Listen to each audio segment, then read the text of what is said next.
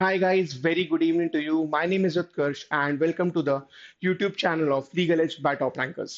आज की वीडियो में हम एक ऐसी प्रॉब्लम की बात करने वाले हैं, एक ऐसे प्रॉब्लम के बारे में डिस्कस करेंगे जो कि मेजॉरिटी ऑफ स्टूडेंट्स की है कि हमारा जो स्कोर है वो एक जगह स्टक हो गया है।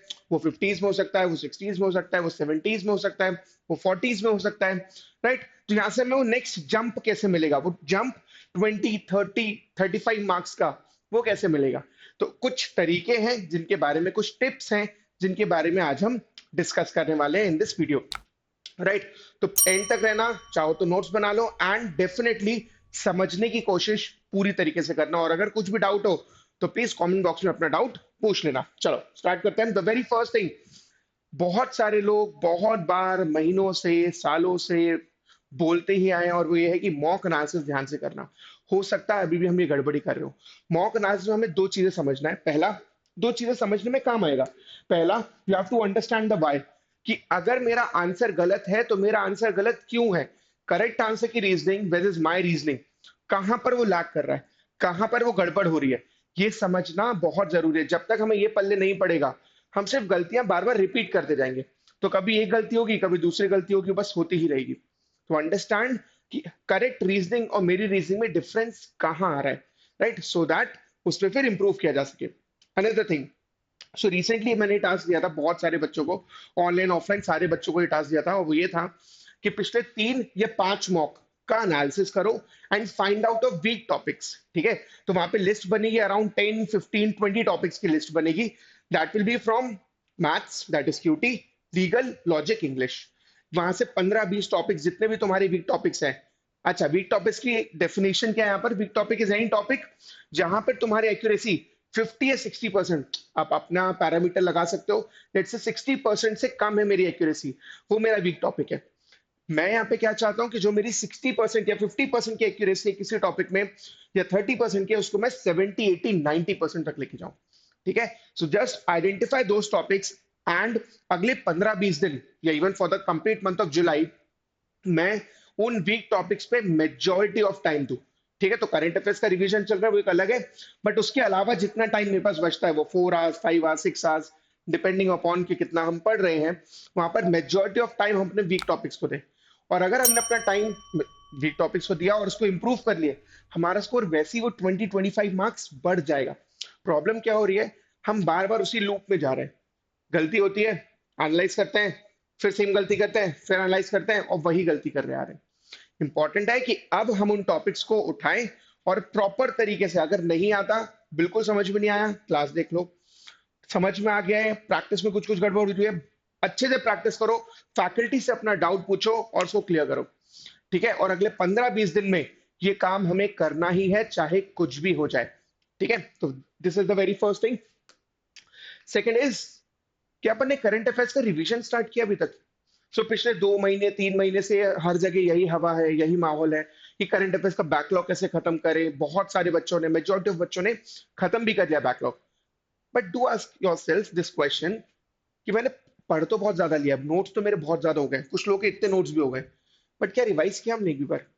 और अगर हम करंट अफेयर्स रिवाइज नहीं कर रहे हैं, तो जितने भी हमने नोट्स बनाए, क्या उसकी कोई वैल्यू है? तो मुझे डेफिनेटली याद नहीं होगा कि मैंने जनवरी, फरवरी, मार्च, अप्रैल, मई में क्या पढ़ा है अगर मैंने उसको रिवाइज नहीं किया। तो कोशिश करो in the month of July itself, जितना भी अभी तक तुमने करंट अफेयर्स पढ़ लिया है, जनवरी से लेकर लेट से जून तक का अपन टारगेट बना ले, वहां पर जितना भी पढ़ा है हमने, उसको एक बार पूरी तरीके से रिवाइज कर ले। तो होगा क्या, तुम पढ़ लोगे, इंपॉर्टेंट चीजें हाईलाइट कर लोगे, नेक्स्ट टाइम के रिवीजन के लिए टाइम कम लगेगा। अदरवाइज ये एक डिले है जो तुम अगर सितंबर अक्टूबर तक लेके गए ना, कभी नहीं पढ़ पाओगे करंट अफेयर्स, वहां पर सिर्फ पैनिक चालू हो जाता है। तो कोशिश करो in the month of July itself एक पूरा राउंड ऑफ रिवीजन प्रॉपर, जितना अभी तक मैंने करंट अफेयर्स पढ़ा है वो पूरा का पूरा हो जाए, कहीं पर भी लैग करना करे। ठीक है, ये कोशिश करो। नेक्स्ट इज क्यूटी को टाइम देना। अच्छा, लॉर्ड ऑफ किड्स, ये एक अच्छी बात हुई है, इसके लिए आप खुद की तारीफ भी कर सकते हो, वरना मैं तो करूंगा ही, कि बहुत सारे बच्चे मैथ्स करने लगे, ये एक बहुत अच्छी बात है। बट कुछ बच्चे उसमें से अभी ऐसे भी है जो थोड़ा थोड़ा पढ़ रहे हैं या मॉक में अटेम्प्ट कर रहे हैं, बट सर मैं प्रैक्टिस नहीं करता कभी। तो मॉक में तो मैं 15 मिनट देता हूँ, क्योंकि आपने बोला है कि 15 मिनट देना होता है मॉक में, तो मैंने 15 मिनट दे दिया। बट प्रॉब्लम ये होती है सर, कि प्रैक्टिस कभी नहीं किया। अंडरस्टैंड, अगर मैंने कभी अलग से टाइम नहीं दिया उसको, तो मॉक में अगर वो 15 मिनट दे भी रहा हूँ मैथ्स को, वो इररेलेवेंट है, क्योंकि नंबर तो नहीं बढ़ेगा ना। अगर मैंने प्रैक्टिस नहीं किया है, तो मॉक के 15 मिनट में मेरे आंसर आ जाए, इससे चांसेस रिलेटिवली कम है। सो ensure that in the month of July itself, July will be your month, ठीक है, इस चीज का ध्यान रखना। In the month of July itself आप एटलीस्ट जितना अभी तक आपने मैथ्स पढ़ लिया, जितना मैथ्स आपको पढ़ा दिया गया है, उसको एक बार बहुत अच्छे तरीके से प्रैक्टिस कर लो, सारे के सारे टॉपिक्स प्रैक्टिस कर लो। अगर कहीं पर भी गड़बड़ है, कोई टॉपिक नहीं समझ में आया, पल्ले नहीं पड़ा, बिल्कुल एकदम एकदम हवा टाइट है, आप एकदम नहीं बन रहा, कर लो उसको, डाउट पूछो फैकल्टी से। जुलाई हमें बहुत ज्यादा ध्यान देना है अपने सेल्फ इंप्रूवमेंट के लिए। एंड सेल्फ इंप्रूवमेंट है would not just mean your score, कि ठीक है मेरा स्कोर 40 से 70 लाना है बस इतना। हमारी स्किल्स भी इंप्रूव होनी चाहिए, भली वो क्यूटी की हो, लीगल की हो, इंग्लिश की हो, लॉजिक की हो, राइट, जीके का रिवीजन हो, हर चीज में हमें इंप्रूव करना है। सो जुलाई में पूरा पूरा फोकस हम इन सारी चीजों पे करेंगे, ठीक है। तो करंट अफेयर्स पे ध्यान देना चालू कर दो। अच्छा, लीगल में क्या होने लगा है, बहुत सारे बच्चों को ये लगने लगा है कि लीगल में पैसेज तो आएगा ही, पैसेज में इंफॉर्मेशन दी होगी। जब पैसेज में इंफॉर्मेशन दी है, तो वहां पे मुझे बहुत ज्यादा पढ़ने की जरूरत नहीं है, जब इंफॉर्मेशन दी है तो। No, understand.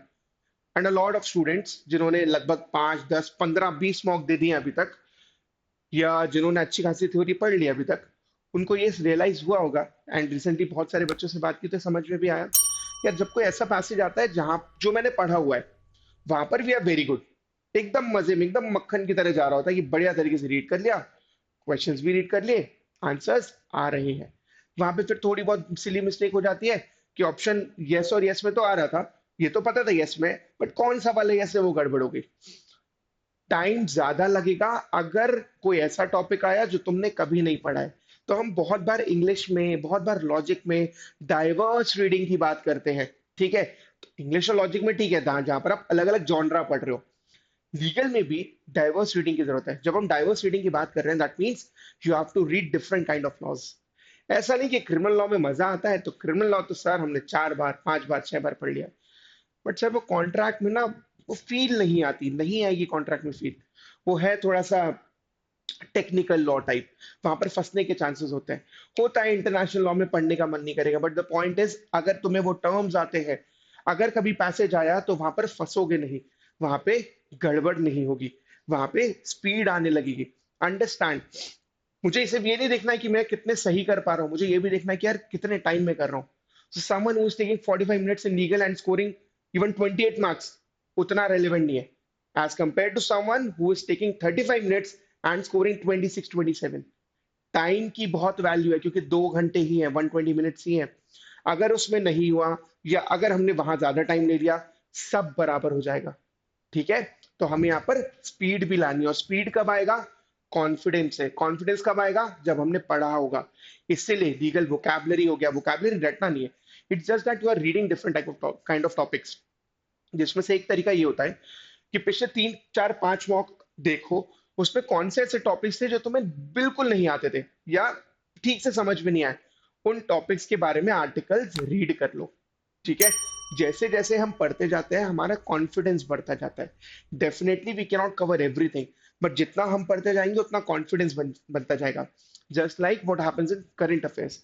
करंट अफेयर्स मैंने बिल्कुल नहीं देखा है, कॉन्फिडेंस नहीं होना चाहिए और नहीं होगा, बट अगर मैंने अपने एंड से पूरा कर लिया, मैंने 1 बार 2 बार रिवीजन कर लिया, वो कॉन्फिडेंस रहेगा।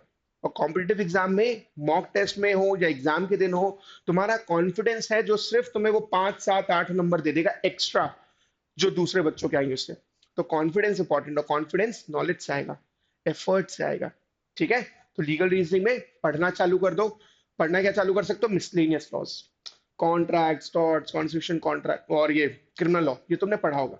Miscellaneous laws for all the एलिटियंस, आपके लिए लीगल एप्टीट्यूड शॉर्ट शॉर्ट करके एक सीरीज आप देखोगे आपके पोर्टल पे चालू हुई है, जहाँ पे बहुत सारे मिसलेनियस लॉज पढ़ाए जा रहे हैं, ठीक है। तो इंसॉल्वेंसी, बैंक्रप्सी हो गया, राइट, इंटरनेशनल लॉ हो गया, आईपीआर हो गया, एनवायरमेंटल लॉ हो गया, उन सारे चीजों के प्रिंसिपल्स दिए, which will help you understand the basics of those laws, जिससे अगेन मेरी नॉलेज बढ़ रही है, मेरी अंडरस्टैंडिंग बढ़ रही है, पैसेज में आएगा, फंसेंगे नहीं, ठीक है। तो इस चीज का ध्यान दो। Then you have to do mix bag practice on Saturdays. तो देखो, मंडे टू फ्राइडे अपन मान के चल रहे हैं कि हाँ एंड आई एम अज्यूमिंग यार कि आप जो पहली वाली स्लाइड में आपको बताया था कि आप वीक टॉपिक्स की लिस्ट बना रहे हो, वो आप कर रहे हो। तो मंडे टू फ्राइडे मैंने अपनी वीक टॉपिक्स की प्रैक्टिस की अच्छे से। सैटरडे को there has to be mixed back practice, जहाँ पे मैंने लीगल का एक असाइनमेंट, लॉजिक का एक असाइनमेंट, इंग्लिश का, क्यूटी का, करंट अफेयर्स का रिवीजन, ये पूरा करना है। बिकॉज हम संडे के लिए प्रिपेयर कर रहे हैं खुद को। ठीक है, अब संडे को जो मॉक होने वाला है, मैं उसके लिए खुद को पूरी तरीके से प्रिपेयर कर रहा हूँ, एंड उसके लिए असाइनमेंट्स देना जरूरी है। और मिक्स्ड बैक ऐसा नहीं, फिर वहां पे टॉपिक्स नहीं करना है, but Monday to Friday topics पे ध्यान देंगे। अगले 2-3 हफ्ते वीक टॉपिक्स कंप्लीट करेंगे। सैटरडेज को मिक्स बैक प्रैक्टिस, एंड एक बार जैसे हमारे वीक टॉपिक्स कम होते जाएंगे, मिक्स बैक प्रैक्टिस थोड़ी ज्यादा होती जाएगी। ठीक है, इंश्योर कि सैटरडेज हमारा एकदम हैवी जाए। ठीक है, सुबह से लेकर रात तक एकदम पढ़े जा रहे हैं, कोई प्रॉब्लम नहीं है। हमारे पास बहुत ज्यादा कुछ करने के लिए है नहीं अभी लाइफ में एक्सेप्ट फॉर स्टडीज। एकदम टाइम देते हैं, सैटरडे बिल्कुल देते हैं, सो दैट संडे को मॉक देने के बाद हम रिलैक्स कर पाए, खुद को ब्रेक दे पाए। बट उसमें सैटरडे बहुत अच्छे से पढ़ना बहुत जरूरी है। ठीक है, नेक्स्ट इज, यार ये चीज तुम्हें पता है बट पता नहीं तुम लोग कर रहे हो नहीं कर रहे हो। जैसे बहुत सारे बच्चों से बात हुई, वो सैटरडे रात को 10 बजे से लेकर संडे सुबह, दैट इज लेट नाइट बोल सकते हो, 4-5 बजे तक पढ़ रहे हैं। फिर वो सो रहे हैं 6 से लेकर 10 बजे तक, 11 बजे तक, 12 बजे तक। 12 बजे उठते हैं एंड देन 2 बजे मॉक देने आ जाते हैं। हमें वही आदत डालनी है जो हम क्लैट के दिन करेंगे। क्लैट के दिन क्या आप ऐसा करने वाले हो कि मैं सुबह 12 बजे, या इवन दोपहर बोलना चाहिए, दोपहर के 12 बजे उठूंगा? Definitely no. क्या मैं सैटरडे रात पूरा पूरा पढ़ूंगा? क्या नहीं पढ़ूंगा। हमें वैसी आदत डालिए। हाँ, सैटरडे पढ़ो बिल्कुल, हमें सैटरडे हमारा हैवी जाएगा, बट सैटरडे 12-1 मैक्स, उसके बाद बस बंद। ठीक है, आराम से एक अच्छी नींद लो, जहां पर आप 7-8-9 घंटे सोयो। आराम से उठो 9 बजे तक, रिलैक्स करो, चिल करो। ये जरूर करना, इवन ट्रैक के दिन भी यही करना है कि एटलीस्ट एक लीगल का, एक लॉजिक का, एक डीआई, मतलब इन सारी चीजों का प्रैक्टिस कर लो। ठीक है, तो इंग्लिश, लीगल, लॉजिक एंड एक डीआई, एक एक पैसेज इन सबका कर लो। हार्डली 20 मिनट्स की एक्सरसाइज है, 20-25 मिनट्स की, तो अपना वो इंजन चालू हो जाएगा सुबह सुबह। ठीक है, बट संडे को हमें बहुत लोड नहीं लेना है। ऐसा नहीं कि भाई पूरा करंट अफेयर्स जो 2 महीने का ना, वो मैं अब संडे सुबह रिवाइज करूंगा। मत गलत आदत डालो। तो जो दिन मैं, जो चीज मैं क्लैट के दिन करूंगा, मोटा मोटा उसको, उसका रेप्लिका हो, तो वो बेटर होगा, रादर देन हम रैंडम चीजें करने लगे कि हाँ यार लॉजिक में वो एक दो मिक्स बैग बचे हैं, वो कर लेता हूँ, लीगल में भी एक मिक्स बैग कर लेता हूँ। पता चला मॉक के पहले हम 4 घंटे पढ़ चुके हैं, अब जब मॉक में जा रहे हैं तो थके हुए जा रहे हैं, स्कोर नहीं आएगा। बहुत बहुत छोटी सी गलती है, but it will have an impact on your mock score.